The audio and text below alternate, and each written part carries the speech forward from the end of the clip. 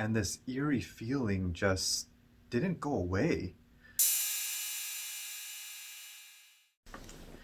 Good morning, everybody, and welcome to the 24th episode of Coffee with Chuck, Halloween edition. This week, I wanted to go over stigmatized properties. These are the properties that have nothing to do with the physical aspect of the home, but more of their history and what has happened in the home. Let's talk about a death, murder, violent crime, suicide, or if the home is known to be haunted. Do you have to disclose that here in Illinois? No, you do not. Here in Illinois, you don't need to disclose a home psychological defect or stigma. With that being said, I've shown over 1,000 homes. I'm pretty sure I've been in many what they could say is stigmatized property, especially here in the Chicagoland area. Things have been built for a long time, and we've only taken record of what has happened in a home for so long. So we don't even know what happened when they first built the home. What I wanted to share with everybody was the spookiest story that I've ever encountered in a home or while showing a home. But before that, I have some honorable mentions of some eerie, weird, spooky things that I have seen while showing. So honorable mentions would include homes that felt like a fun house, like a carnival fun house with the mirrors, all the different, like, it felt like a maze inside the homes. Crazy thing about that is I've seen more than one. I've seen more than 5, maybe more than 10 of these homes out there that are like that.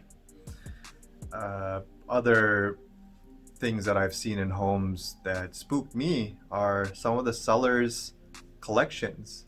I've seen multiple homes with doll collections. To me, that's that makes me feel some sort of way, maybe because of all the movies I've seen of dolls and stuff like that, but or even clowns. I've seen multiple clown collections, rooms, basements of just these collection of clowns. But like I said, to each his own. If that makes you happy, that makes me happy. Was just not prepared for it at the moment.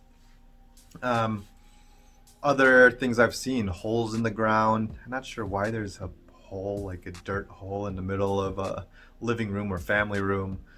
I've seen spray paint that have said many different things. If you imagine it, I've probably seen it. But one of the biggest things that gives me the EBGBs is like dead space in walls. When I go through homes, I kind of understand what the flow is of a home, and when I see walls that are up and it's enclosed dead space, it makes me think about what could be behind these walls, or why did they decide to put these walls up like that. I know now these days there's like open concepts and things like that, but sometimes there's just walls that don't make sense to be there, and that makes me think way too much. So honorable mentions of some of those things that I have seen. But jumping into my story, before I start, the buyers of this story, I know you know who you are. So if you feel like commenting or sharing your side, feel free. We both know this was crazy. Not going to mention names, but you know who you are. Feel free to jump in. But so as a buyer agent, I do the same kind of routine to open up homes. I go get the key from the lockbox, I open up the home, I open up the door, I say hello to see if anybody's there so I don't startle them or they don't startle us. Just as that, I keep the door open and I let my buyers walk in. Same situation here, I let my buyers walk in, I follow them in. 2 steps inside the home, I had goosebumps and chills. for no reason. I don't know why. This was escalated more than any other homes that I have felt this way before. I don't know why, but it was just one of those things that happened. This was a ranch home, so my buyers went in, they saw the kitchen, then they went down the hallway to see the bedrooms. I followed them past the kitchen, went down the hallway. They were in another room. I was looking at like a second bedroom or something, and this eerie feeling just didn't go away. Usually by now I would have, I would probably be thinking of something else or trying to serve my clients the best by looking at any damage or something like that. But the feeling was still, you know, it's still strong that it bothered me a little bit. So I left that room. I went back to the kitchen area, and this is where it hit. The kitchen cabinets were open.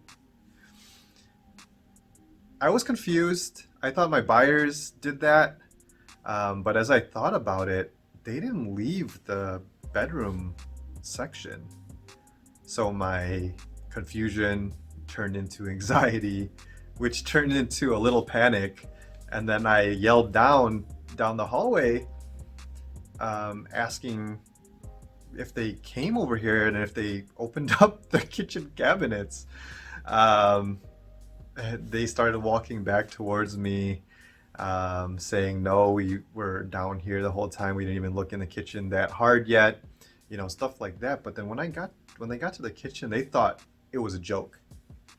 My body language obviously said something else, but they thought it was a joke. Then when they finally got on the same page as me, we left fairly quickly after that. I locked up.